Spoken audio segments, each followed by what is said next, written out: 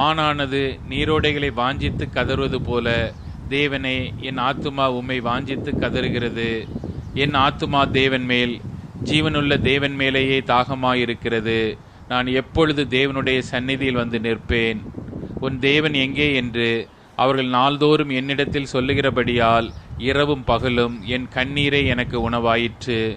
முன்னே நான் பண்டிகையை ஆசரிக்கிற ஜனங்களோடே கூட நடந்து கூட்டத்தின் களிப்பும் துதியுமான சத்தத்தோடே தேவ ஆலயத்திற்கு போய் வருவேனே. இவைகளை நான் நினைக்கும்போது என் உள்ளம் எனக்குள்ளே உருகுகிறது. என் ஆத்துமாவே, நீ ஏன் கலங்குகிறாய்?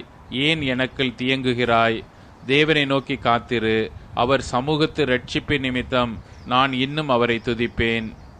என் தேவனே, என் ஆத்துமா எனக்குள் கலங்குகிறது. ஆகையால் யோர்தான் தேசத்திலும் எர்மோன் மலைகளிலும் சிறு மலையிலும் இருந்து உம்மை நினைக்கிறேன். உமது மதகுகளின் இரைச்சலால் ஆழத்தை ஆழம் கூப்பிடுகிறது. உமது அலைகளும் திரைகளும் எல்லாம் என்மேல் புரண்டு போகிறது. ஆகிலும் கர்த்தர் பகற்காலத்திலே தமது கிருபையை கட்டளையிடுகிறார். காலத்திலே அவரை பாடும் பாட்டு என் வாயில் இருக்கிறது. என் ஜீவனுடைய தேவனை நோக்கி விண்ணப்பம் செய்கிறேன். நான் என் கண்மலையாகி தேவனை நோக்கி, ஏன் என்னை மறந்தீர்?